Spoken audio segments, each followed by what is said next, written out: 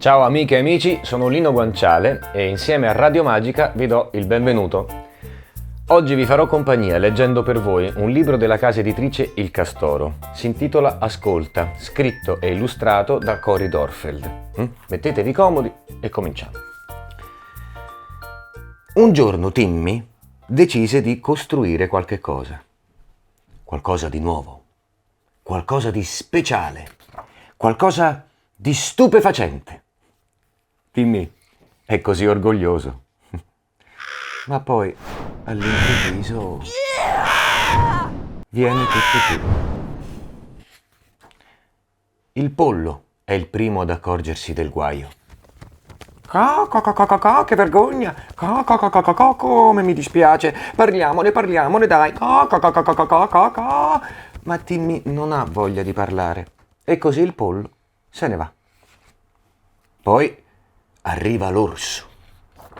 Che pasticcio! Scommetto che sei arrabbiatissimo! Gridiamo insieme, dai! Ma Timmy non ha voglia di gridare.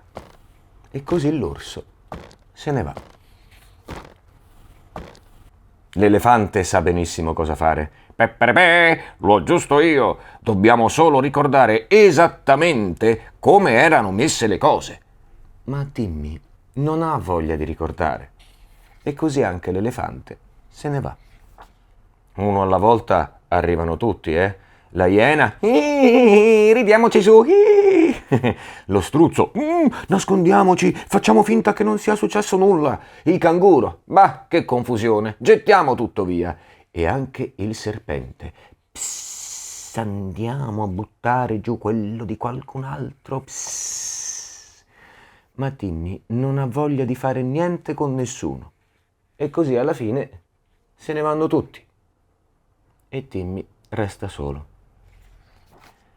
Nel silenzio Timmy non si accorge nemmeno dell'arrivo del coniglio. Ma il coniglio, a poco, si fa sempre più vicino. Finché Timmy non sente il suo corpicino caldo accanto a sé.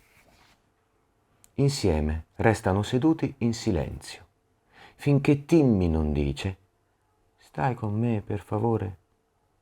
E il coniglio lo ascolta. Il coniglio ascolta Timmy quando parla. Il coniglio ascolta Timmy quando grida. Il coniglio ascolta Timmy quando ricorda e quando ride. Il coniglio ascolta Timmy quando progetta di nascondersi, di gettare tutto via, di rovinare le cose di qualcun altro. Per tutto il tempo il coniglio resta lì con lui. E al momento giusto, il coniglio ascolta Timmy quando progetta di costruire qualcosa di nuovo. «Non vedo l'ora!» dice Timmy. Sarà stupefacente. Arrivederci alla prossima storia.